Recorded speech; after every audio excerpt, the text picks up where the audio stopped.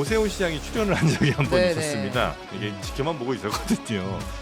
당시 저희 매불쇼 작가의 증언에 따르면 명태균 씨가 그 보좌진들과 함께 이제 왔었다는 거예요. 그때 제 기억에 딱 하나는 뭐냐면 정말 우르르 많이 왔더라. 어떻게 이 명태균이란 사람이 그런 영향력을 발휘했는가? 예? 그 뒤에 누가 있었는가? 이 윤석열 대통령, 김건희 씨 조사를 해야지 사건의 실체에 가까워질 수 있는 거죠. 개인적으로 좀 안타까운 게 명태 가두리 양식장에서 언제 벗어날 수 있는가? 명태를 가두리에서 키울 수 있으면 최고죠. 최고, 명태 다 최고. 넘어갔잖아요. 지금 아유, 결국 책임은 이준석 당시 대표에게 물을 공사할 거예요. 이 창원지검의 수사가 제대로 되려면 두 축으로 가야 됩니다. 당내에서 벌어지는 이 공천개입의 불법성 부분들 하나, 그다음에 윤석열 대통령 부부 공천개입 여건에 대한 축을 하나, 이 두 개를 따로 분리해서 수사를 한 다음에 그 둘 당과 대통령실 사이에 네. 고집합을 또 수사를 하는 이런 수순으로 가야 제대로 된 수사인데, 여기에서 이준석 당시 대표만 책임을 지어서 털어버리면 네. 따지고 보면 김건희 여사는 참고인 정도 수사받고 끝날 고사할 거예요. 한없이가 위한 정치 토크쇼 장르만 여의도 11월 22일 금요일 순서 시작하겠습니다. 반갑습니다. 정프로고요. 지금 정프로 게이트로까지 번져가고 있는 상황이 하나 있어서 그 해명만 좀 해드리고 넘어가고 싶습니다. 네. 21년으로 거슬러 올라가서 그때 이제 제가 우리 최욱 씨와 함께 매불쇼를 한참 진행할 때인데 오세훈 시장이 출연을 한 적이 한 번 네네. 있었습니다. 그 최욱이 오세욱 됐을 때 아니에요 그때가.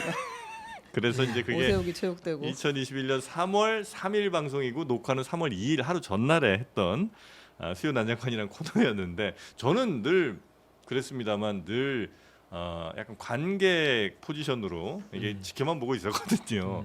근데 이제 그때 당시 그 저희 매불쇼 작가의 증언에 따르면 명태균 씨가 그 보좌진들과 함께 이제 왔었다는 거예요. 근데 저의 기억을 이제 제 기억력이 정말 부정확하거든요. 그래서 그걸 한번 잘 떠올려 봤는데 그때 제 기억에 딱 하나는 뭐냐면 정말 우르르 많이 왔더라.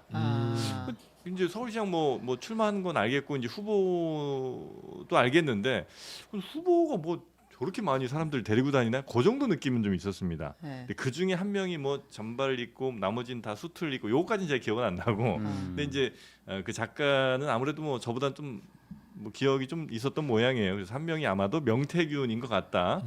그러면서 지금 온라인에서는 오세훈과 명태균 사이에 정프로가 있다. 뭐 이런 얘기까지 나오고 있는데 사실이 아닙니다, 여러분. 네, 그래서 그 관련된 사항은 당시 또 오세훈 시장과 매우 친분이 그리고 있었던 국민의힘 윤희석 대변인님 모시고 이야기 한번 들어볼까요? 어서 오십시오. 네, 안녕하세요. 놀래가지고. 네. 여기 오면 정신 바짝 차려야 돼요. 바짝 차려야 돼. 네, 그때 같이 이제 선거 열심히 치르셨죠? 3월 3일 뭐 그때요? 네. 아니죠. 그때 단일화 국면을 넘어 3월 4일 날이 후보 선출이에요. 네. 그 다음엔 이제 단일화로 넘어가는 국면이라 그때는 제가 비전 전략실이 저희가 생겨가지고 네. 거기서 이제 단일화 같은 거. 그러니까 오세훈 후보 측. 그렇죠. 저희 저희 당의 후보니까. 그 전부터 같이 계셨었고. 아니요 그때 그 전은 아니었어요. 예, 그럼 3월 4일부터예요? 그렇죠. 왜냐면 저는 그때 당 대변인이었고. 예. 그러면 그때 혹시 오세훈 시장과 명태균 씨가 만났었다는 건 혹시 기억을 하세요? 저는 모르죠. 그 전에는 오세훈 후보랑 접촉할 일이 없잖아요. 후보가 되기 전이니까. 그럼 언제 처음 보셨어요? 그러면 누구를? 오세훈 후보랑 명태균 씨가 만났다는 거는 그거는 이제 들어서 아는 건데. 웃지 마세요. 나 심각하니까.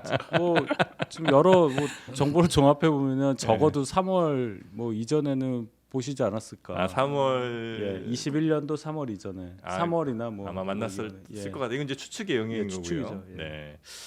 알겠습니다. 지금 오늘 지금 근데 진짜 기억이 안 나시죠? 저요? 네. 저는 어제 일도 잘 기억이 안 나는 사람이에요. 맞아요. 정프로님은 어제 인터뷰한 분도 길에서 보면 진짜 초면인 것처럼 진짜 돼가지고. 네. 네. 진행이 돼요? 아니 근데 적게 사는 고충이 비결이 많아요, 뭐냐면 고충이. 어제 한 일을 기억하면은 적게 못 살아요. 맞아요. 매일이 오늘입니다. 그러지 오늘만 산다. 근데 처음에는 해명으로 시작해서 왜 추궁으로 끝이냐? 깜짝 놀래가지고 아니, 여기 조심해야 된다니까. 아시는 분이 그분밖에 없는 것 같아서. 자, 자 그리고 많이 알아요. 예, 맥 정치사회 연구소 서영주 소장님 어서 네, 오시고요. 안녕하십니까. 맥 네. 소장입니다. 반갑습니다. 조국혁신당 김보엽 대변인님. 안녕하십니까. 네, 반갑습니다. 지금 뭐 뉴스가 하나 속보 떴던데 12월 네. 12일에 중요한 재판 하나 열린다고요? 조국 대표 대법원 선고일이 12월 12일로 잡혔습니다. 잡혔습니다. 아침에 공지가 왔습니다. 네, 그 이야기도 잠시 후에 나눠보도록 하겠습니다. 자, 일단 그러면 본격적인 내용 시작 저도 전에 소개 좀 해주시면 안 될까요? 아 최영경 기자님, 안녕하십니까. 네. 네, 이거 봤네. 방금 본 사람도 기억을 못하잖아요. 푹 치고 들어와서 예. 소개하세요. 네, 최영경 기자님 반갑습니다. 네, 네. 자, 당원 게시판 하나만 살짝 예, 하고 이거는 넘어갈까요? 그냥 뭐 해설을 들을 필요는 없는 것 같고 네. 상황을 좀 말씀해 주시면 좋을 것 같은데 이제 어제 오늘 요 얘기가 나왔어요. 당원 게시판에 그 대통령 부부를 격하게 비난 글을 썼던 그 한동훈 대표 가족 이름과 똑같은 사람들의 요 글이 있었잖아요. 근데 그게 알고 보니 당에서 조사한 결과인 건지 경찰 조사 결과인 건지 한동훈 대표의 가족은 아닌 것 같고 임모 씨로 뭐 확인이 됐다. 여러 아이디로 여러 글을 남긴 사람이 네네. 가족들이 아니고 또 다른 제3의 인물인 것 같다. 네 그런 이야기가 나왔는데 이거 진실을 전혀 지금 모르는 상황입니다. 네. 저도 그런 얘기는 들었어요. 네. 들었는데 그걸 누가 알겠어요, 솔직히 아, 얘기해서. 당에서 확인한 것은 당에서 아닌 어떻게 거고. 확인을 하겠어요? 그럼 경찰에서 확인한 건 맞아요? 경찰은 그렇게 수사 정보를 흘리지 않는다고 생각합니다. 그러면 어디서 그러니까 이 임모 씨 흘리지는 얘기가 않고 그 나올까? 수사나 했어요? 하고 있죠. 수사에 들어갔죠. 네. 그래서 저희한테 서버를 보존해 달라고 보존해달라고 했는데 했죠. 그럼 그 서버를 지금 봤어요? 거기까지는 아닙니다. 거기까지는 아니. 그럼 네. 어떻게 알아요? 그러니까 제 얘기는. 그 임모 씨는 아직까지는 그럼 설인 거예요 지금? 그 뭐 여러 얘기들이 있더라고요. 아. 뭐 그 사람을 특정을 했는데 네. 그 사람의 생활 양태와 생활 글을 올린 시간이 일치하더라. 아, 예를 들어 뭐 퇴근하고 썼다든지 뭐 이런 그러니까 가공할 수 있는 얘기는 다 나올 수 있는 상황이에요. 그러니까 이거는 그게 모르는 확인된 얘기다. 거는 아니다. 모르는 이게 얘기다. 이제 수사의 진척 정도는 우리가 여기에서 뭐 어느 정도 됐는지는 뭐 단정할 수는 없으나 네. 거기가 이제 우리 말고도 많은 사회부 기자들이 있을 거 아닙니까? 네, 네. 거기서 이제 출입하는 친구들께서 여기 뭐 기자분들이 막 이 부분에 대해서 정보를 취합할 거예요. 예. 그러면 그 취합된 정보가 완전히 완성되진 않았으나 경찰의 수사가 이 정도까지는 간 것 같다라는 네. 것들은 개연성이 반반은 있다고 추측을 해야 돼요. 그리고 기자들이 네. 사건이 다 완성되고 기사를 쓰는 게 아니잖아요. 음. 그 중간에 조금이라도 냄새가 나면 뭐 쓸 수 있죠. 바로 일단 지르고 보는 거기 때문에 일단 저는 그런 상황에서는 이 정보의 뭐 순도에 대해서는 평가할 수는 없으나 네. 그럼에도 불구하고 어느 정도 이게 한동훈 대표의 가족이 아닐 수도 있겠다라는 측에 많이 기운 게 아닌가.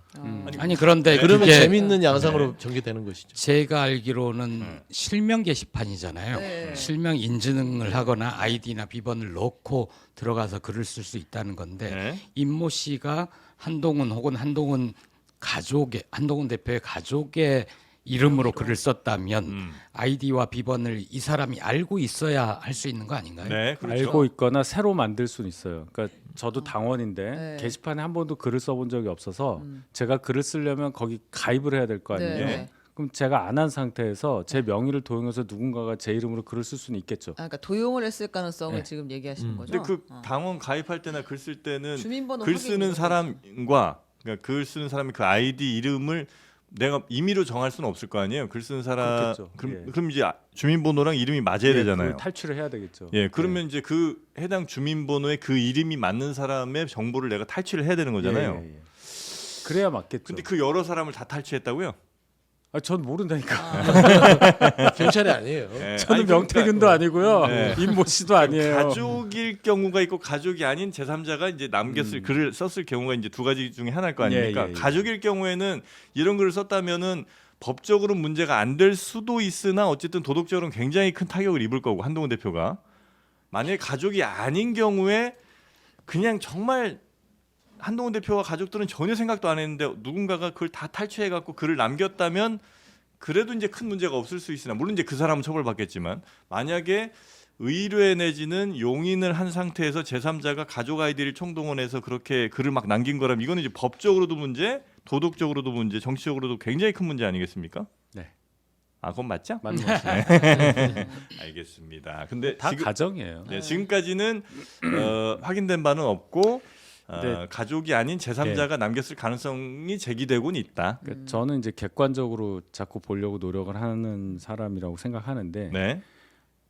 딱 그 뭐 한동훈 뭐 누구 이런 식으로 해서 검색을 해서 쫙 이렇게 나왔잖아요. 글 쓴 게. 네네네.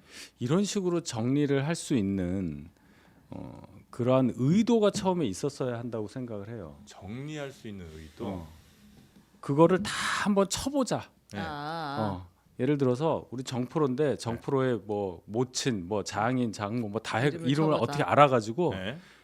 그것도 알기도 어렵잖아요. 네. 그거를 뭐 다 쳐. 그래서 무슨 글을 썼는지를 쫙 해서 네. 아 이런 글을 썼네라고 공격을 하려면 네. 네. 애초에 그런 거를 알고 있어야 될 거 아닙니까? 네. 네. 그렇죠? 네. 누군가가 이걸 의도적으로 그래서 알아봤다 저는 이런 거죠. 그 공격의 의도가 순수하지 않다고 보는 거예요. 당 이걸 내에서 알고 지금 일어나는 일 아니에요 이게 지금. 당내라고 보지 않습니다. 그냥 드러난 사실만 봐도 네. 이게 애초에 어떤 분의 유튜브 채널에서 처음에 이거 쳤더니 누가 나와서 네, 쭉 나온 거 아니에요. 거기서부터. 그러니까 그게 이제 크게 말하면 이제 국민의힘 지지층 세력 내에서 이제 이게 문제 제기가 된 거잖아요. 그게 저희 당이란 얘기군요. 당 예. 아니에요 그게? 당이죠. 그러니까 이제 제가 봐서는 이게 당내에서 조력을 받은 당 외에서의 어떤 갭이 있을 수 있다는 것은 네. 우리가 간과해서는 안 될 것 같아요. 왜 그러냐면 이 당 안에서는 당원 게시판을 관리하는 당직자도 있을 것이고 친윤도 있을 것이고. 네. 근데 이제 이 부분을 제기를 하려면 외부적인 세력이라면 누구겠어요? 천하라본이 얘기했던 이제 강기훈 행정관과 연관된 쪽이면 용산 아니면 한남동인데 네. 그러면 용산 한남동이 여기에 개입했을 여지도 충분히 있다. 그러니까 가족일 경우 가족이 아닐 경우를 상정했을 때 네. 저는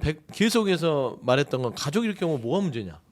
예를 들어서 소용주를 김보엽 대변인이 막 욕을 해요. 네. 방송에서 네. 막 공격을 하고 날 괴롭혀. 음. 그러면 우리 아들이 우리 배우자가 네.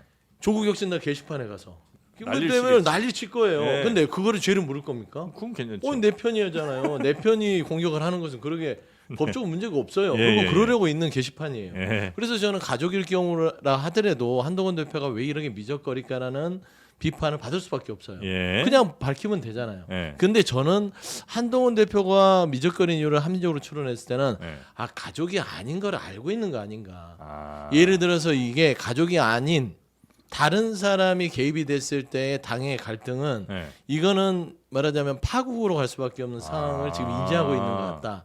그러니까 침묵하는 동안 외부 세력이 적당히 하고 빠지면 이거를 그냥 여기서 퉁치고 끝날 텐데 아. 집요하게 공격이 들어왔을 때는 이제 한동훈 대표도 네. 밝히고 이걸 전면적으로 갔을 때는 예를 들어 네. 완전 가정입니다. 네. 3자가 개입이 됐거나 특히나 강기훈 행정관 지금 이제 퇴임 사퇴를 했다고 하니까 전 예. 행정관이 좀 어느 정도 연관이 된 그 윗선까지 뭔가 여론의 어떤 공작? 그러니까 그 말씀은 용산이나 뭐 하여튼 한동훈 대표와 조금 껄끄러운 곳에서 일부러 아이들이 이렇게 만들어 갖고 그런 막 공산도 있다고 글 봐요. 써놓고 야 이거 문제다 이렇게 이제 분탕치고 아니 이제 제가 제 주장이 아니라 나오는 패턴들을 보면 네. 천하람 의원도 꽤 용산 쪽에 많은 정보력을 갖고 있는 걸 알고 있어요. 예.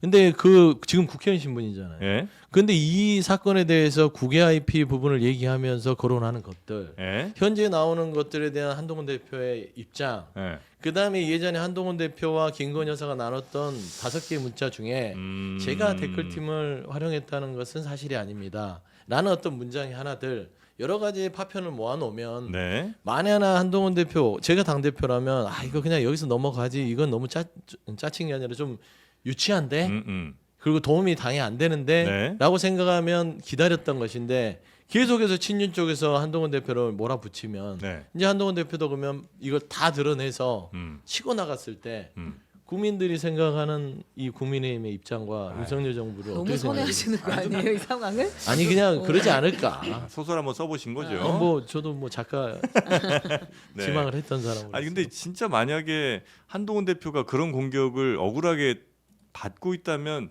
당장 간에 저 같으면 얘기했을 것 그러니까 같은데 그런 걸 이거를, 참는 성격은 예, 아닌 것 그건 아닌 것 같은데. 같은데. 네. 아무튼 이거는 아니죠. 근데 이렇게 되죠. 만약 네. 가족이 아닌데 네. 누군가가 명의를 도용해서 썼다면 굉장히 큰 문제가 돼요. 예. 그렇죠, 그렇죠. 그러니까 그렇게 되면 네. 지금 이재명 대표 관련해서 저희가 공세를 취하고 있고 다른 이슈도 많은 상황에서 네. 배가 이게- 산으로 간단 말이에요. 여당 대표로서는 그런 것까지 감안을 할 수밖에 없는 상황이다. 다소 억울하더라도 억울할 너무 것도 억울하지 않아요? 없어요. 가족 억울할 얘기하고. 것도 없어요. 저 같은 사람은 가족이 그랬을 거라고 안 생각하니까 생각을 에이. 안 하고 야당에서도 네. 야당에서조차 네. 그게 무슨 문제라고 말하는 건데 이건 거죠. 네네. 장해찬 씨나 이런 사람들은 가족일 거야. 네. 가족이면 한동훈 문제가 있어. 그럼 뭐 당 대표 계속 해도 되는 거야. 이 관점으로만 보는 거고. 네. 한 대표는 그런 공격이 억울할지언정 전체를 봐야 되는 거잖아요. 지금 이 상황에서 여당 대표 굉장히 입장에서 큰- 어떤 게 더 중요하냐 보는 시점과 위치가 다르더라. 네. 그게 제 해석입니다. 전 제가 가진 정보가 별로 없는 상태에서 네. 상당히 많은 분들이 제가 아는 것 이상으로 많은 걸 알고 얘기를 안 하고 있구나 이런 생각이 들어요. 한동훈 대표든 누구든 그러면 그냥 있는 그대로 모든 것을 다 털어놓고 그럼 마음도 편해지잖아요. 지금 정치 상황이 뭐 이재명 대표가 어떻고 이런 거 따져서 지금 저쪽으로 공격을 해야 되는데 이게 포인트가 우리 당을 향하면 안 되고 이런 게 너무 좀 좀스럽다. 너무 또 그런 고려들이 많아지다 보면 너무 많이 오히려 좀 생각했다, 잘못된 이런 선택을 거는. 할 수도 근데 있으니까. 오늘 이거 길게 얘기할 생각이 전혀 아니었고 네. 그 임모 씨만 한번 여쭤보려고 했는데 길어졌네요, 얘기가 지금. 하여튼 임모 씨는 네네. 누군지 뭐 당연히 아직까지는 알 수 없는 모릅니다. 거고 네. 이제 그런 얘기가 좀 나왔다는 네네. 뭐 정도죠. 당원 게시판 얘기는 저희가 또 추가로 뭐가 나오는 게 있으면 혹은 뭐 한동훈 대표가 뭘 밝히거나 아니면 당에서 뭐가 좀 나오면 다시 뭐 다루기로 하고요. 네. 일단 명태균 씨, 네. 네, 참 지긋지긋하지만 어떻게 이렇게 화수분처럼 계속해서 뉴스랑 녹취록이 나오는지 정말 오늘 또 뭐 나왔습니까? 아, 이제 이런 마음 가지면 안 되는데 오늘의 명태균 한번 볼까요?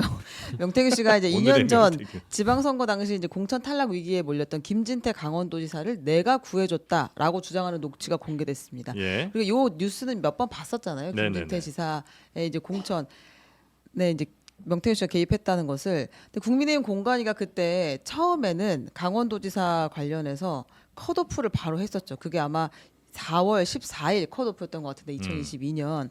그런데 4월 18일 오전에 김진태 그 후보가 그 전에는 뭐 단식을 하고요. 그다음에 사과를 했습니다. 자신이 했던 부적절한 발언에 대해서 사과를 하고 같은 날 오후에 당에서 다시 경선을 하겠다라고 발표를 했어요. 그러니까 4일 만에 번복을 한 겁니다. 그러니까 이제 공관위에서. 14일에는 김진태 지사는 이 사람이 저 발언에 문제가 있으니까 컷오프 안 되겠다 네. 했는데 갑자기 나흘 뒤에 김진태 지사가 사과를 꾸벅하고 그리고 바로 오케이 그럼 다시 경선 붙여줄게 이렇게 네. 됐다는 거잖아요. 그렇죠. 그 과정에 플레이가 있었다라는 것이 명태균 씨의 주장인데요. 네. 일단 한번 얘기를 듣고 오겠습니다.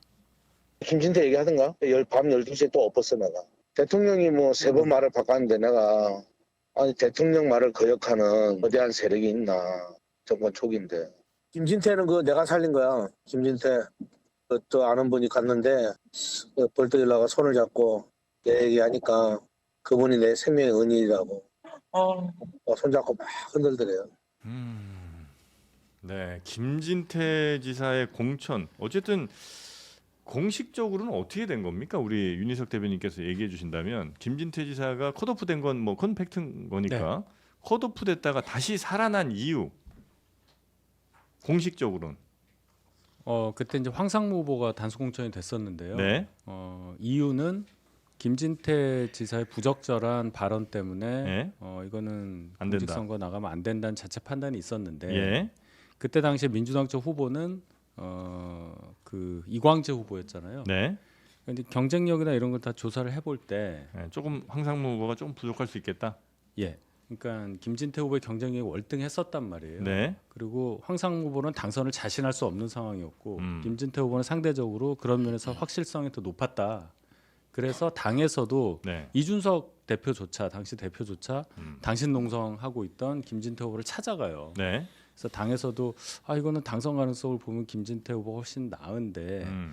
그걸 이유로 컷탈락하는 게 맞냐 그런 여론이 많았던 것도 사실입니다. 네. 그럼 그 과정에서 나흘 후에 네. 이게 번복이 되고 다시 경선으로 가는 과정이 이제 이상하다고 말씀하시는 네, 건데 네. 일단 황상무 후보가 동의를 했어요. 그게 경선으로 제일 가는 중요해요. 거. 네. 예. 단수 공천 받은 분이 동의 안 하면 못 하는 겁니다. 예. 근데 동의를 했다는 과정이 일단 하나 있다는 걸 제가 꼭 말씀을 드리고 네. 명태균 씨 주장은 김영선 전 의원 따라 거의 동의를 해요. 내가 김영선 시켰어. 내가 김진태 만들었어. 뭐 이런 얘기잖아요. 본인이 그분들을 위해서 뭔가 말을 하고 뭘 했을 수는 있어도 네. 그것만이 유일한 요소였느냐에 대해서 우리는 네. 다 종합적으로 생각해야 된다. 예, 그게 예, 제 여러 가지 생각입니다. 힘과 노력이 작용을 했다. 예. 김진태 지사는 그 본인이 단식도 하고 해서 투쟁에서 얻어낸 결과라고 얘기를 하고 있어요. 네. 근데 이제 왜 이걸 굳이 녹취를 다시 들고 왔냐면 우리가 이 뉴스를 다뤘었는데 새로운 이름들이 구체적으로 등장했기 때문에 지금 들고 온 겁니다. 어떤 요거 이름들이죠? 한기호, 정진석이라는 이름이 나왔거든요. 그러니까 네. 당시 공관위원장이 정진석 위원장 그리고 부위원장이 한기호 위원장, 부위원장이었으니까. 근데 이분들의 이름이 명태균 씨 입에서 나오고 네. 그리고 나서 좀 구체적인 이야기도 나옵니다. 예를 들면 11명 중 3명은 김진태 컷오프하면 안 된다고 했다. 공관위원. 8명은 컷오프 시켜라. 이렇게 됐다라는 이야기까지 명태균 씨가 하거든요. 네. 그리고 하나만 더 싱크를 듣고 오겠습니다. 김진태 아까 봤으면 진짜 걷지를 못해. 또 너무 떨어갖고. 예, 그리고 서울에 아무도 전화를 안 받는데. 김진태가 몇 분 전에 알았어 하고 그냥 아무도 안 받는 거야. 한기호가 이야기하더래요. 대통령이 정리해야 된다, 네 문제는. 그래가 내한테 전화 온 거야. 밤 12시에 또 엎었어, 내가. 정진석이가 김진태한테 전화하고 일발하고 조계종 사과를 끝냈지. 막 어제 아침에 막 애가 막 잊지 않겠습니다 하고 울고 막 있었어. 예. 근데 무슨 명태균 앞에만 가면 사람들이 다 이렇게 울어요. 울고 떨고 눈물이 나죠. 잘 근데 걷지도 못하고. 이 시나리오를 명태균 피셜로 정리를 해보면 네. 그 당시 상황을 명태균 씨의 입장에서 정리를 해보면 그러니까 한기호 그 부위원장이 김진태 후보에게 연락이 와서 네 문제는 이거 그냥 대통령이 정리해야 된다라고 얘기했다는 거잖아요. 우리 선에서는 그러니까 안 돼. 김진태 후보가 너무 이거 어떻게 하다가 이제 명태균 씨한테 가서 나 좀 살려줘라고 울어서 네. 명태균 씨가 누군가에게 이야기를 했고 그 이후에 정진석 그 위원장이 김진태 후보에게 전화를 해가지고 사과해 이렇게 한 다음에 이제 경선으로 다시 번복해서 발표를 했다라는 게 명태균 피셜입니다. 지금 이 녹취에 네, 드러난. 네. 근데 이걸 과장으로 보기에는 네. 패턴이 일정하지 않아요? 그러니까 아. 이제 명태균 씨를 뭐 주류로 따지면은 소주 간자나 맥주 같은 사람이에요. 그냥 거품이 많아요. 근데 아. 맥주는 맥주야. 예. 시적입니다. 그러니까 아주 일말에 마실 수 있는 공간은 있단 말이에요. 네. 그러니까 이 팩트를 아예 우리가 이거는 술이 아니다라고 부정할 수는 없어요. 거품만 보고 이건 술 아니야 이렇게 할 수는 그렇죠. 없다. 그러니까 왜 패턴이 일정하냐면 네. 김진태 이 지사에 대한 공천 과정도 설명을 보면 예. 뭐 여러 가지 뭐 물었다, 막 떨었다 이런 거는 그럼 과장 거품, 걷어내고? 양념이죠. 양념인데 김진태 이 지사에 대해서 컷오프 당시 본인의 역할에 대해서는 예. 비슷합니다. 그러니까 대통령이 나오고요. 대통령이 나온다는 거는 그 중간에 김건희 여사가 있다는 겁니다. 네. 명태균 씨는 김건희 여사를 매개로 힘을 발휘했던 사람이지 대통령과 직거래를 했던 사람은 아니에요. 명태균이 대통령이 나오면 결국에는 김건희 여사예요. 김건희 여사를 통해서 압박을 하건 김건희 여사를 회유를 하건 하면서 네. 본인의 어떤 정치적인 어떤 요구 사항을 관철해 왔고 음. 박완수 경남지사 부분도 윤한홍 의원을 이렇게 이 빼가는 과정 속에서 네. 박완수 지사도 그 패턴이에요. 음. 그렇잖아요. 김건희 여사를 통해서 이렇게 대통령 움직이게 했고 네네. 김영선 전 의원도 마찬가지 아닙니까? 이 막판에 가서 뒤집기를 다 하는 거예요. 이 뒤집기를 어떻게 하냐? 대통령한테 직접 얘기하는 게 아니라 네. 김건희 여사를 달달 볶아서 김건희 여사가 다시 대통령을 달달 볶아서 네. 대통령이 다시 명태균 씨한테 전화 오는 이 패턴들이 반복되는 걸 보면 아예 이게 허풍과 허세라고 보기에는 아니 쉽지 않다. 네. 저는 일단은 이게 이준석 의원 당시 대표에 대한 검찰 수사를 앞두고서의 여러 가지 이제 증언들이 나오기 시작하는데 이준석 대표가 더 많이 할 거예요. 저는 검찰에서 이 부분을 확인해 준다면 네. 이게 대통령이 얼마만큼 여기에 개입했는지는 드러날 공산이 크다 네. 보입니다. 그리고 이제 선거라는 게 대체로 개인들의 정말 욕망의 끝들이 달리는 사람들이 이제 모인 시간과 장소일 거 아니에요. 그러니까 웬만한 설득으로는 아마 설득되기가 쉽지 않을 것 같아요. 제가 생각할 땐 그냥. 그래서 황상무 후보 같은 경우도 아마 본인이 어쨌든 강원도는 그래도 국민의힘 지지세가 좀 더 센 곳이니까 개인으로는 어쩌면 이광재 후보한테 조금 더 밀릴 수 있으나 그래도 선거 기간 열심히 하고 내가 유일 후보가 되면 나도 이길 수 있다는 생각을 왜 안 하겠어요. 단수공천을 왜 줬겠어요? 왜 좋겠어요? 그러니까 그거를 내가 양보 내지는 이제 동의를 하려면 적어도 나의 명줄 내지는 뭘 하여튼 좌지우지할 수 있는 사람의 강한 설득이나 이런 정도가 있어야 이게 나도 설득이 되지. 보통의 그냥 뭐 이게 더 맞는 거 아닙니까? 아니면 이렇게 해야 우리 당이 사는 거 아닙니까? 요 정도로는 설득되기 진짜 매우 어려울 것 같거든요. 그 설득 과정은 저도 뭐 알지를 못해요. 예. 중요한 건 지금 제 말은 동의를 대충 맞긴 했다는 맞죠? 맞는 말이죠. 아 그렇죠. 저는 서영주 소장의 거품론에 네. 아주 강하게 동의를 하는데 그 거품을 좋아하시군요. 거품이라는 게 맥주라는 실체가 없이는 존재할 있을 수 수 없다. 없잖아요. 네. 거품만 있지는 않잖아요. 네. 이 명태균 씨가 과대 포장하고 네. 죄송합니다. 자신의 역할을 좀 과하게 주장하는 바는 있으나 과대 망상은 아니에요. 네. 없는 것을 있다라고 하지는 않아요. 음. 실체들이 있고 거기에서 나의 역할이 이만큼이다. 부풀리는 경향은 있으나 말을 만들어내지는 않거든요. 네. 그 이제 요 김진태와의 만남 등등을 포함하여 없는 것을 전화가 없는 거를 전화를 통화를 했다. 김진태 덜덜 떨더라. 만난 거를 보고 그렇게 얘기를 할 수 있지만 실체가 없지는 않다. 맥주라는 실체 위에서 네. 거품이라는 과장 정도는 있으나 이 모든 것이 결국은 명태균이 김건희 씨의 권력을 활용해서 여러 공천에 개입을 한 것으로 볼 드러난 수밖에 없다? 거다. 예. 네. 근데 약간 이 선거에 출마하는 분들이라고 하면 이거 굉장히 놀라운 워딩일 거라고 저는 생각했는데 공관위원 11명 중 3명은 김진태 컷오프하면 안 된다. 8명은 컷오프 시켜라. 이렇게 됐다라고 이제 명태균 씨가 얘기하는 대목들이 있어요. 근데 이 정도로 공관위 내용이 자세하게 논의 내용이 나오는 가능성 거의 없잖아요, 사실은. 결정 전에 있나요? 나와요. 다 알 수 있는 대충 정보예요. 압니다. 예. 이만큼이 많이 반대했고 이렇게 그러니까 이 했다는 얘기는 거를 확인은 안 되겠지만 예. 그런 식으로 얘기를 하죠. 돌긴 야, 된다. 누구는 분위기를 알려준다? 몇 명은 이 정도고 어. 이러니까 뭐 이렇다 이런 얘기는 나오는데 네. 이제 명태균 씨는 누구한테 들었는지 명태균 씨가 넘겨짚어서 얘기할 수도 있는 거고 그게 그래서 중요한 진실을 거예요. 예, 중요한 건 확인할 수는 그거예요. 없는데. 이 3명, 8명이 맞느냐. 네. 예, 그거는 모르잖아요. 모르죠. 그건 알 예. 수 없는데. 그러니까 우리가 자꾸만 예. 명태균 씨가 한 말이 진실이라고 그냥 아예 전제를 하고서 야, 3명 한 걸 어떻게 알았지? 8명이 반대한 걸 어떻게 알았지?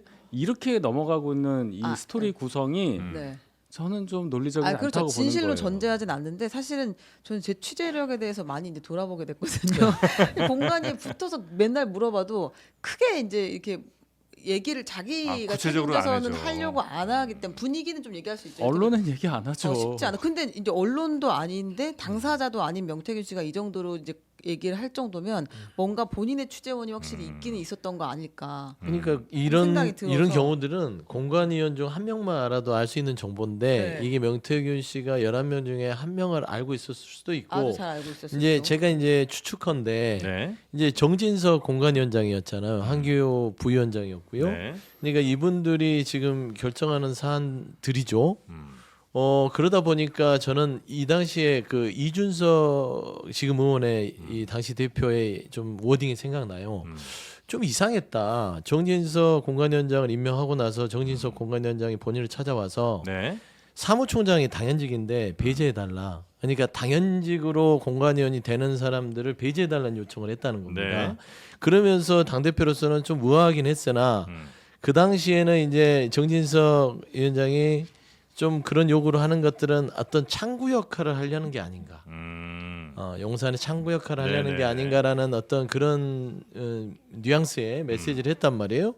그렇게 따졌을 때는 명태균 씨 옆에는 김건희 씨 배우자가 있는 것이고 요게 좀 이렇게 좀 그 연결고리가 좀 네. 생겨서 네. 어떤 그런 정보의 취합점들이 될 수 있겠다라는 그냥 또 네. 소설? 아니 그 우리가 명태균 씨를 그리고 되게 신뢰해서가 아니고 네.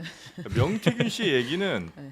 디테일이 있고 그다음에 스토리가 대체로 완성적이에요. 그러니까 스토리가 그 사람의 말이 사실인지 아닌지 모르겠는데 그럴 듯한 말을 해요. 그리고 굉장히 디테일해. 그러니까 당하는 거예요. 그러니까 만약에 그렇다면 그래 당했잖아요 용산에서. 당하고 있어. 국민의힘에서 용산도 당했는데. 국민의힘이나 용산에서 그 디테일들이 하나하나 틀리다는 거를 보여주면 사실 한 번에 이거 깨질 수도 이거 있는데. 완전 아니었네 이럴 수 있잖아요. 근데 부정할 때는 대체로 그 사실 아닙니다. 근거 없습니다. 그냥 허무맹랑한 얘기입니다. 이렇게 그냥 이렇게 통째로 그냥 부정만 하고 뭐가 틀렸는지에 대해서 그리고 이 사람과 연락을 어떻게 한 게 전혀 사실이 아닌지에 대해서 우리한테 알려주질 않잖아요. 그냥 이건 정치적으로 이건 말이 안 됩니다. 저 사람 사기꾼입니다. 이렇게 다 하니까 그거는요. 네. 이렇게 얘기할 수 있죠. 제가 아까도 명태균 씨가 무슨 일을 했다는 걸 부정하는 게 아니라 네. 이 어떤 명태균 씨가 작용을 해서 나온 결과를 주장하고 있는데 네. 이 작용이 명태균 씨가 작용했던 거 하나만 있는 게 아니라는 말씀을 드렸잖아요. 네. 그러면 오누수의 다른 힘이 거를 다 여러 얘기하잖아요. 가지로. 저희가 네. 공관위 논의, 김진태 사과, 황상무의 동의 네. 이런 게 어우러져서 김진태 공천으로 갔다. 네. 근데 지금 다들 명태균이 1번만 지금 얘기하고 있는 게 네. 이 논리적이지 않다는 거고 네. 예를 들어서 제가 또 하나 얘기하면 네.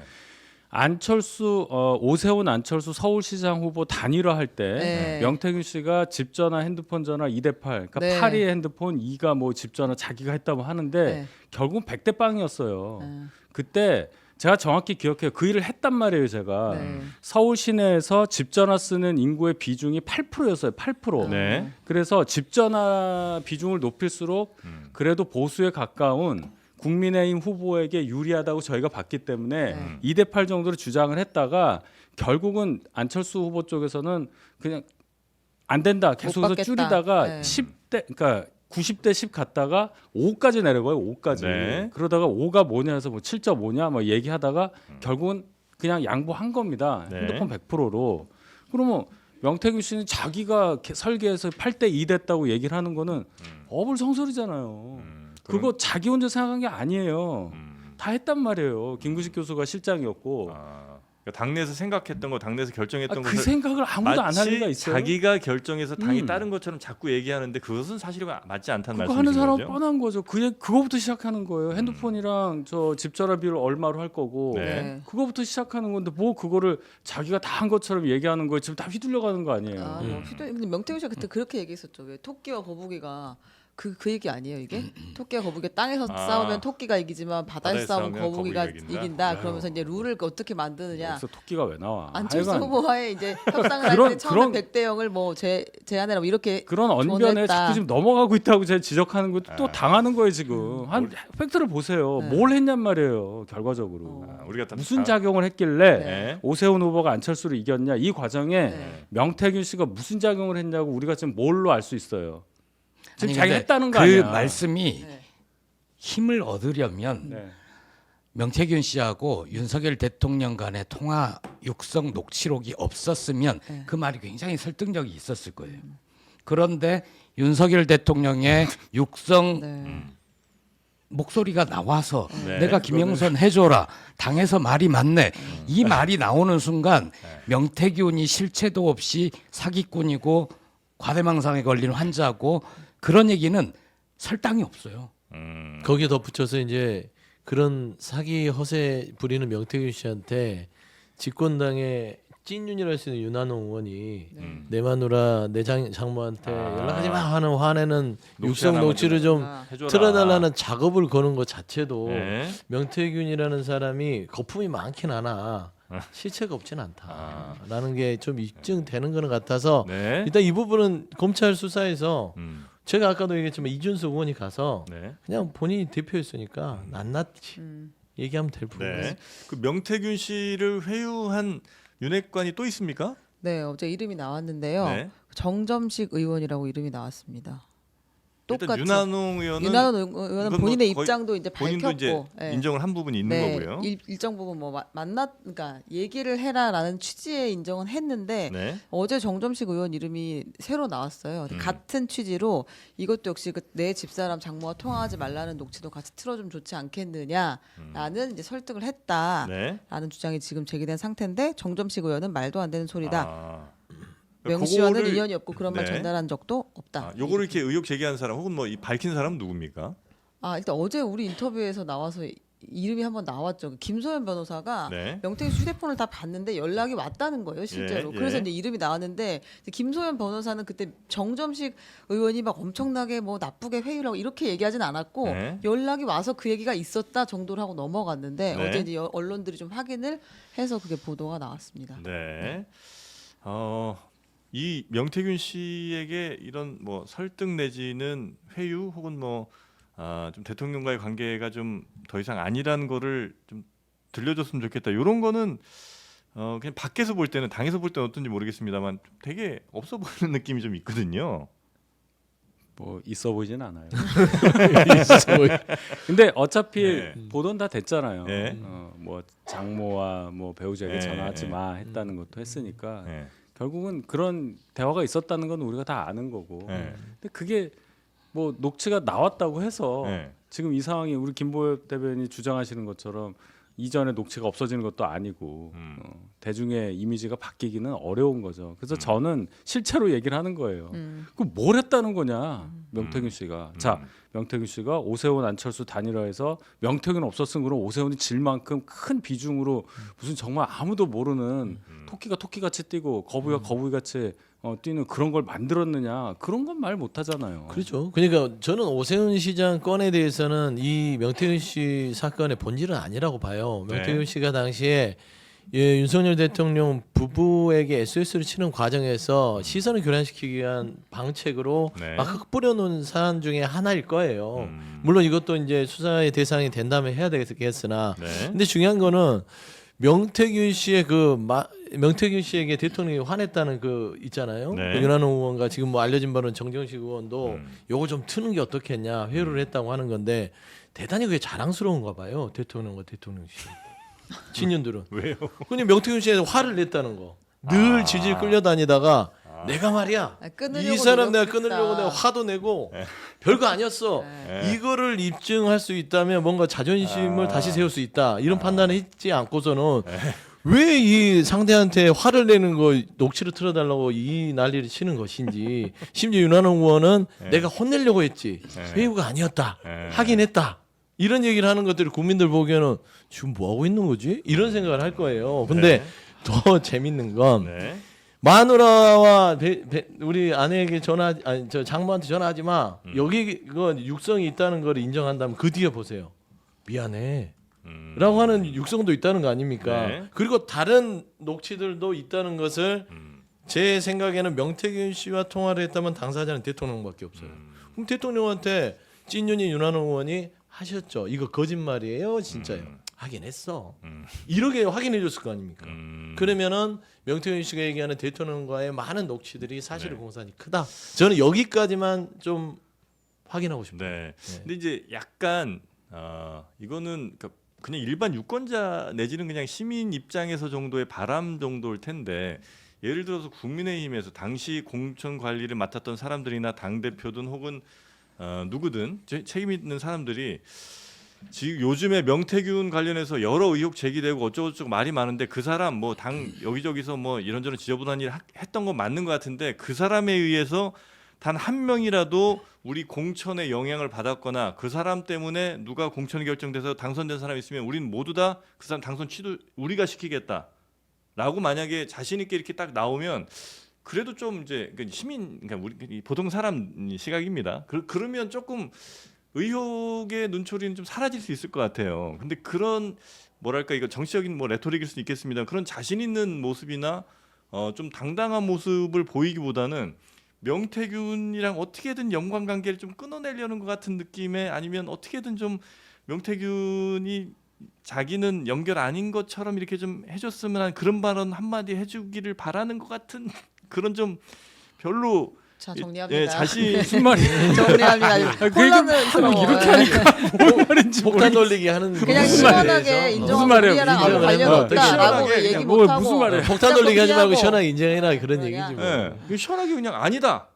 그래서 네. 지금 공관위원들 대상으로 지금 검찰이 조사하고 있잖아요. 네. 그분들 조사 다 이제 받겠다 가셔서 했죠. 네. 예. 조사가 완료된 분도 있는 것 같고 예. 조사를 대비하는 분들도 전화가 막 오더라고요. 네. 거기서 다 나올 겁니다. 어. 근데 중요한 건 그거잖아요. 공관위 회의장 안에서 그렇죠. 어떤 일이 있었느냐. 뭐가 들어와서 갑자기 뭐가 뒤집혔다거나 네. 뭐 이거 지금 생각하는 거잖아요. 네, 그걸 지금 번복하는 검찰에서 과정에 하고 무엇이 있으니까. 있었느냐 예. 그런 거죠. 우리 아니 여기서 근데 공간 위원들 의원, 네. 조사하면 이 사건의 실체가 나오나요? 정점식 예. 한기호 이 두 분을 이준석, 조사해야겠다는 김종인 두 네. 분을 창원지검이 조사하면 핵심 실체가 밝혀지나요?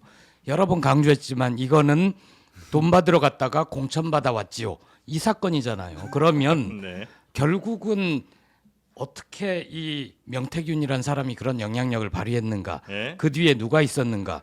윤석열 대통령, 김건희 씨 조사를 해야지 사건의 실체에 가까워질 수 있는 거죠. 저는 개인적으로 좀 안타까운 게 국민의힘도 그럴 것 같아요. 이 명태 가두리 양식장에서 언제 벗어날 수 있는가? 언제까지 이렇게 이 가두리 양식장 안에서 네. 맴맴 돌아야 되는가? 명태를 가두리에서 키울 수 있으면은 최고죠. 최고, 명태 다 최고죠. 넘어갔잖아요. 지금 아니 딴데 빠지지 안 마시고. 잡히죠. 그래서 가두리 얘기를 하셨으니까. 핵심은 잘했잖아요. 핵심은 검찰 수사를 믿을 수 네. 있으면 네. 검찰에 다 맡겨놓고 아. 정말 이 사람들이 사건의 실체를 예. 다 파악해서 알려줄 거야 네. 하는데 안 그렇잖아요. 지금 검찰이 좀 뭐 조사는 하고 있죠. 하고는 있습니다. 조사는 네. 나름 열심히 한다고 하는데 네. 정말 사건의 본질에 다가갈 것인가 이거는 우리가 계속 지켜봐야 돼요. 누구 지금 조사하고 있습니까? 지금 일단 말씀하신 것처럼 예. 국민의힘 공관위원들을 조사를 하는데 예. 지금 이 조사 주체가 창원지검이잖아요. 근데 예. 이분들이 이제 출장을 서울로 와가지고 동부지검에 사무실 차려놓고 이리로 오시라 창원까지 내려오시기 힘드시니까 라고 이제 하고 있는 상태입니다. 근데 공관위원들이 끝나면 사실은 이제 공관위원장, 부위원장 그 윗선으로 조금 더 가서 어떤 일이 있었는지를 알아봐야 하겠죠. 공관위가 두 개잖아요. 네, 그렇죠. 재보선 공관위와 아, 지금 지방선거 재보궐 공관위. 공관위를 먼저 한 것 같고 아. 이제 지방선거 공관위 차례가 될 그런 느낌이에요. 네네네. 그러니까 윤상현 공관위와 정진석 공관위가 그렇지. 있는 거죠. 예. 그렇죠. 예. 근데 지금은 이제 윤상현 공관위, 근데 재보궐 공관위를 먼저 조사하고 그 다음에 정진석 위원장이 있던 그런 공관위인데 느낌이에요. 저는 우리가 정신 바짝 차리고 눈을 감으면 안 되는 이유가 네. 창원지검의 수사가 지금 이준석 의원, 네. 그러니까 당시 당 대표의 조사로 일단 초점 맞춰진 것 같아요. 그건 부인할 수 없죠. 네. 이제 그 당시에 이제 이준석 당 대표, 김종인 전 비대위원장을 필두로 해서 명태균 씨, 나머지 지방선거 공천자들 이 과정이에요. 네. 여기에 명태균 씨가 어떤 역할을 했느냐. 네. 근데 여기에는 윤석열 대통령 부부는 깊숙이 직접적으로는 아니고 간혹 교집합으로는 조사할 수 있으나 결국 책임은 이준석 당시 대표에게 물을 공산이 커요. 그래서 저는 이 창원지검의 수사가 제대로 되려면 두 축으로 가야 됩니다. 이건 한 축이 그러니까 당내 국민의힘 당내에서 벌어지는 이 공천개입의 불법성 부분들 하나, 그다음에 윤석열 대통령 부부 김건희 여사를 주축으로 한 명태균 씨와의 공천개입 여건에 대한 축을 하나, 이 두 개를 따로 분리해서 수사를 한 다음에 그 둘 당과 대통령실 사이에 네. 고집합을 또 수사를 하는 이런 수순으로 가야 제대로 된 수사인데 여기에서 이준석 당시 대표만 책임을 지어서 털어버리면 네. 따지고 보면 김건희 여사는 참고인 정도 수사받고 끝날 공산이 크다. 그렇게 해서는 안 된다. 안 되죠, 저는. 네. 자, 국민의힘 심란한 이야기 좀 해봤고요. 민주당 넘어가기 전에 지금 저 대학 잠깐만 좀 넘어갔다 가겠습니다. 네네. 대학 교수들이 지금 시국 선언을 릴레이로 막 하고 있습니까? 네, 이제 저희가 이제 그 동안은 하나하나 소개하지는 않았는데요. 네. 어제부로 시국선언에 참여한 교수 연구자가 3,000명이 넘었습니다. 그러니까 19일부터 시작돼서 경북대, 전주대, 중앙대, 20일엔 성공회대 교수 연구자들도 시국선언을 발표를 했는데요. 어쨌든 대통령의 임기가 절반밖에 이제 남지 않은 상황인데 교수와 연구자들이 대통령 퇴진을 요구를 하고 나선 것입니다. 지금. 네. 자, 요거 많은 교수 연구자가 지금 시국선언에 참여했다는 소식 단신화 이것도 전해드리고. 재밌는 게 하나 네. 있습니다. 그 대학별로 시국 선언문의 특성이 보입니다. 아, 그래요? 예를 들어서 제가 굉장히 인상적으로 봤던 건 경희대 시국 선언문인데 네. 나는 강단에 서기 부끄럽다. 이런 이유로 강단에 서기 부끄럽다. 네. 대학 아이들 앞에 학생들 앞에 서기 부끄럽다. 네. 더 이상 양심과 뭐 이런 거를 가르칠 수가 없다. 네. 이런 걸로 나는 뭐뭐 한다라고 쭉 나오고 경희대 그 다음에 스타일. 나와 우리는 네. 앞으로 뭘 해야 된다. 이렇게 실천적인 게 나오더라고요. 네. 어제 발표된 연세대 시국선언문도 성경의 한 문장으로 맞아요. 시작합니다. 나 야훼는 너희들은 권력을 이용하여 뭐 어쩌고저쩌고 그런 식으로 뒤에 시국선언하는 대학들이 좀 쫄릴 거예요. 더 좀 새롭게. 멋지고 더 강렬한 시국선언문을 내놔야 되는데 지금 아직 안 내놓은 데가 서울대예요. 네. 아, 그래요? 예. 문구 조정 중. 네, 예. 문구를 상당히 고민하고 있는 것으로. 오늘 칼럼 중에는 네. 시국선언문 잘 쓰는 법 이런 것도 나왔습니다. 자, 그리고 안 썼으면 좋겠는데 네. 신입사원은 할 일이 없으면 좋겠는데. 네. 다음 이재명 대표가 지금 이제 1심 하나 나온 게 있고 그다음에 돌아오는 25일에 하나 또 나올 게 있고 네. 관련해서 지금 선거법 개정 얘기가 민주당에서 나오고 있습니다. 예, 이제 뜨겁게 불이 붙었는데 민주당 의원들이 이재명 대표의 공직선거법 1심 선고 직전과 당일에 선거법 개정안을 연달아 발의를 했습니다. 허위사실 공표죄를 선거법에서 삭제를 하고 네. 당선 무효형 기준이 지금은 100만 원 이상인데 예. 이걸 1000만 원 이상으로 상향하는 내용이 들어있거든요. 예. 이걸 두고 이제 국민의힘에서는 면죄부 입법이다, 이재명 구학 입법이다라고 비판을 하고 있는데 네. 요거는 이제 얘기 하나 듣고 오겠습니다. 정말 사법 시스템을 망가뜨려서라도 이재명 대표를 구하겠다는 그런 일종의 아부성 법안이라고밖에 볼 수가 없습니다. 이 법은 공포 후 3개월 이후 시행입니다. 무슨 뜻이냐면 그 정도 내에서는 아무리 조희대 대법원장께서 말씀하신 633 강행 규정을 지킨다 하더라도 대법원 판결이 나지 않거든요. 그러니까 이것 역시 이재명 대표의 판결 결과를 민주당이 국회의 힘으로 바꿔보겠다라는 발상이다라고 말씀드립니다. 허위 사실 공표를 삭제를 하면 네. 지금 현재 이재명 대표가 받은 혐의가 이제 허위 사실 공표가 있는 거죠. 네. 그럼 그게 아예 법에서 죄목 없어지는 자체가 거죠. 사라지는 거죠. 네, 네. 그거는 조금 오해 소지가 있는데 오해가 이제 있습니까? 면소가 된다라는 라는 표현을 주장, 쓰죠 예, 법률적으로. 있죠. 근데 예. 이제 이 박희성 의원인가 네, 아마 그분이 박희승 의원. 예, 그 개정안을 낸 부분에는 부칙이 있습니다. 네. 부칙에는 이제 이재명 대표는 적용이 되지 않는 부칙이에요. 어떻게 그럴 수 있어요? 앞으로에 대해서만 적용이 되는 것이지 현재까지 기소된 사람은 예, 아니고. 예, 아닌 것으로 돼 있어서 네. 이 부분에 있어서는 좀 오해 소지가 있고요. 음. 물론 이제 그 벌금 부분들 100만 원을 1000만 원으로 좀 완화시켜야 된다라는 네. 부분들은 적용의 여지가 있습니다. 아. 그렇기 때문에 이제 조금 설왕설래가 있어요. 예. 오해 소지도 있고. 예. 그래서 저는 이 공직선거법 자체는 이 정치권에서 늘 뭐 논의해 왔던 겁니다. 너무나 제한적인 게 너무 많고 정치인들의 입을 열고 아니 입은 지갑을- 열고 네. 돈은 묵자라는 네, 게 네, 이제 네. 공직선거법의 취지라고 했을 때 네. 지금의 공직선거법이 현 시대 상황의 선거를 잘 반영하고 있느냐라는 것들은 고민이기 때문에 네. 충분히 낼 수 있는데 시점이 조금 이재명 대표의 선거와 맞물리다 보니 오해를 받을. 이거 뭐야 이거 뭐 충성에 네. 발로해서 낸 거 아니야 어차피 윤석열 대통령 거부권 행사할 거 빤할 건데 네. 그냥 일단 내놓고 대표 기분에 좋게 만들자라는 오해 소지가 있으니 네. 이 부분에 대해서 입장 표명을 당에서 분명히 하고 네. 오해가 아니라 취지는 이런 거니 다시 한번 그 오해가 없도록 하겠다 하는데 이재명 대표의 재판이 계속 있잖아요. 네. 그러면 법을 안 낼 수 없잖아요. 아니, 근데 그거는 허위- 좀 네. 오해를 안 했습니다. 허위 사실 공표죄라는 게 본인에 대해서는 아니면 상대에 대해서 뭐 사실이 아닌 거를 막 얘기할 때 그거 이제 처벌받는 거잖아요. 그렇습니다. 근데 그거를 없애면 막 그 선거 뭐가 거짓이 되겠어요? 아니에요. 난무하지 그래도 그건 아니에요? 선거하는데 아무 문제가 없는 문제 게 없어요? 생각해 보세요. 미국 대통령 선거 때 네. 오바마와 트럼프가 붙었잖아요. 예. 당시에 트럼프가 오바마랑 트럼프가 언제 붙어요? 아니, 아 바이든하고 바이든과 예전에 예전에 바이든 트럼프 이번 말고 힐러리지. 힐러리 힐러리 허위 사실이에요 이게. 아, 잠깐만. 제가 법이 아니, 지금 발의됐잖아요. 아무튼 왜 자꾸 오바마 나왔을 때 네. 트럼프 오바마는 쪽에서 누구야? 어. 공격을 공화당? 했던 게 뭐냐면 어. 그 아, 출생? 오바마는 출생이 네. 미국이 아. 아니다. 아프리카다. 네, 이거 네, 네. 가지고 지속적으로 공격을 했었어요. 예. 맞아요. 근데 그 선거 끝나고 나서 오바마가 그거 가지고 당신네들 허위 사실 유포했으니까 다 잡아놓 이러지 않았잖아요. 네. 이번 판결에 보면 판결문에 음. 허위 사실 유포가 민주주의를 훼손한다고 하는데 네. 저는 이번 판결이 오히려 민주주의를 훼손할 수 있다고 보거든요.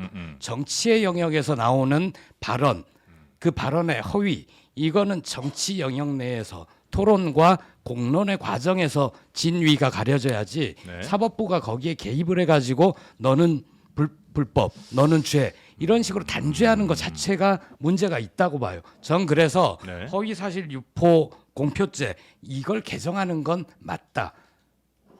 아 그래요. 이게 뭐냐면 네. 제가 아니, 좀 얘기할게요. 말씀하세요. 예, 예. 아니 그러니까 미국에 허위 사실 아니 유포죄가 지금 있습니까? 여기 한국이고 미국 경우에도 그거에 대해서 잘했다고 하는 사람은 없어요. 그냥 우리는 이 생각만 하면 됩니다.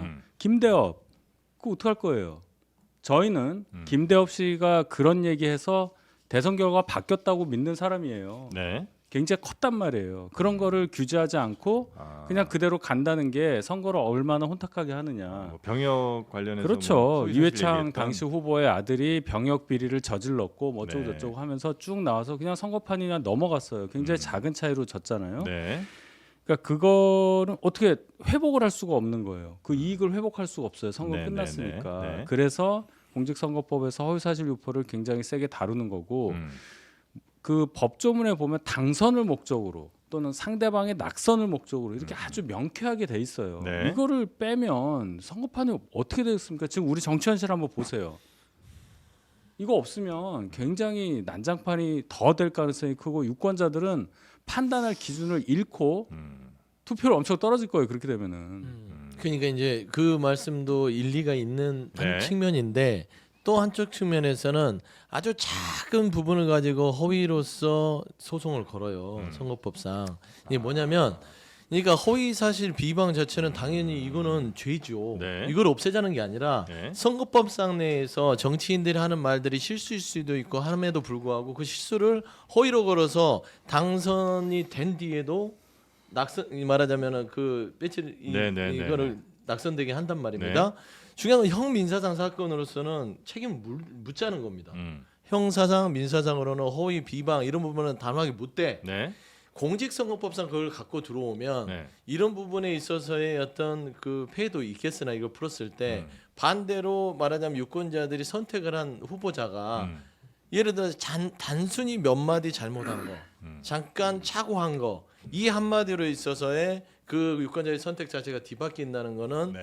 조금 뭐 좀 논의의 과정이 필요한 게 아닌가. 그래서 개정을 내놓은 거죠. 그 공직선거법에 이러한 허위사실 유포죄를 넣은 이유 중에 하나는 일반 형법으로 다스릴 수도 있지만 뭐 모욕죄나 뭐 명예훼손이나 이런 식으로 임기가 있잖아요. 선거를 하고 나면 네. 당선된 사람의 그래서 6개월 이내에 기소를 하고 633 기소된 지 6개월 만 1심 나와야 되고 그다음 3개월 안에 2심, 3개월 안에 대법 이렇게 빨리 하자는 얘기가 네. 문제 있는 사람을 빨리 걸르고 다시 재보궐 선거를 하자. 네. 그런 정신이잖아요. 네. 이걸 일반 형사 사건처럼 놔두면 정의의 실현이 안 되는 겁니다. 윤미향처럼 되는 거예요. 아니 정의의 실현 얘기를 할 자격이 저는 없다고 보는데 네? 그럼 윤석열 후보의 허위 사실에 대해서 검찰이 단 하나도 기소하지 않은 법 것. 얘기하는 거예요. 아니, 그러니까. 검찰 얘기가 아니라 법 얘기. 허위 이 사실 법에 대한 공표죄의 적용에 이르기까지는 검찰이 누군가를 기소를 해야 되잖아요. 그렇다고 근데 법을 당시 법에서 선거에 빼자는 거하고 이게 논리가 당시 선거에 같아요? 이재명 후보의 허위 사실 유포는 네. 다 기소를 하고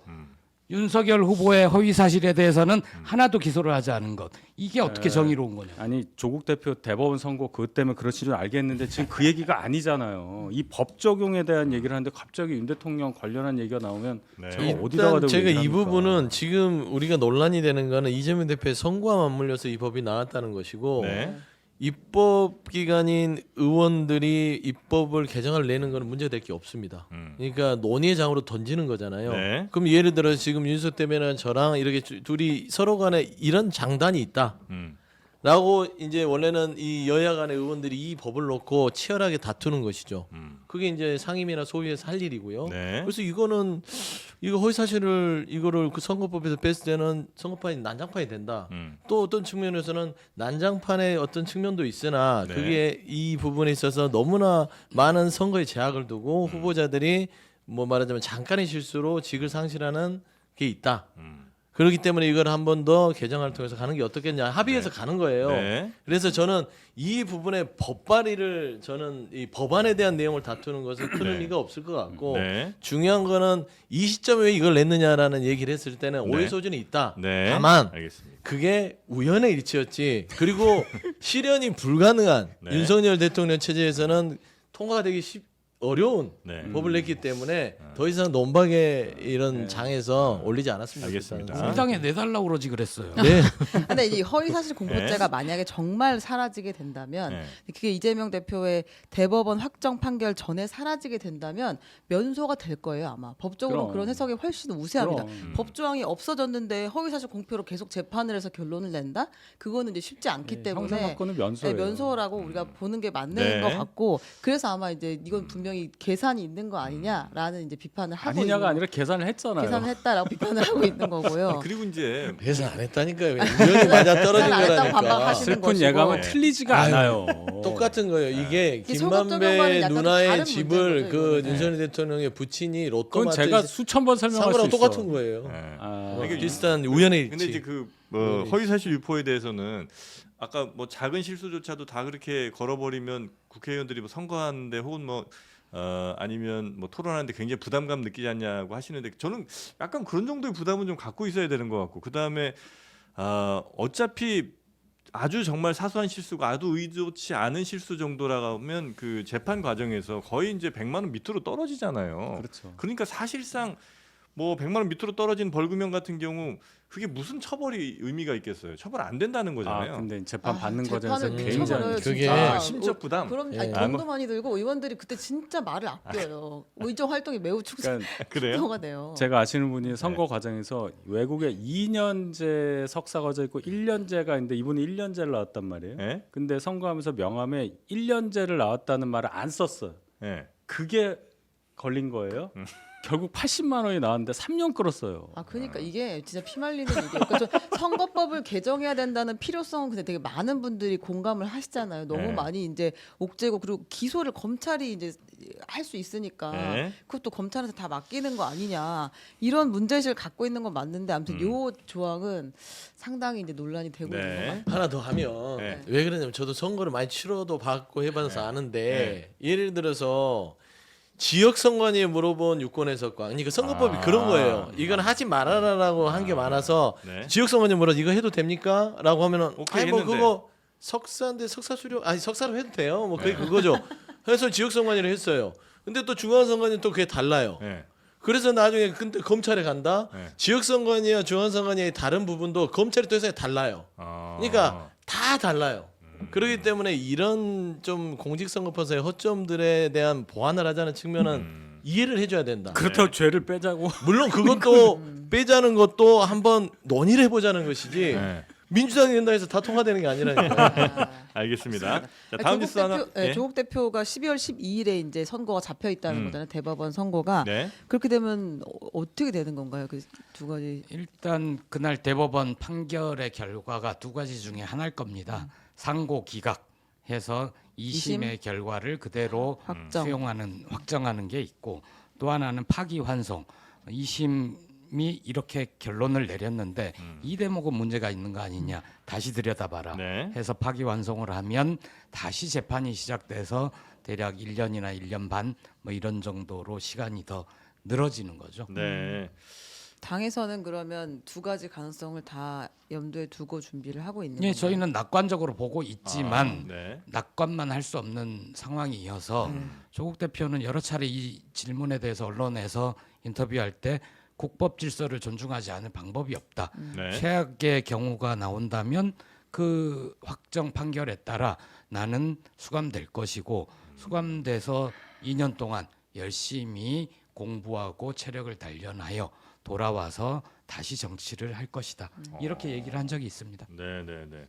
근데 만약에 당연히 이제 12석이 아주 뭐 탄탄한 정당이라고 이제 생각을 하겠습니다만 그래도 가장 구심점이 됐던 조국 대표가 만약에 그런 최악의 상황에 가게 되면 조국 혁신당으로서는 굉장히 어려운 인연이 되지 않겠습니까? 예전에 농담처럼 예. 조국 혁신당에서 조국이 사라지면 어떻게 되냐. 예. 그런 얘기가 혁신당이 되겠죠. 혁신당이 된다.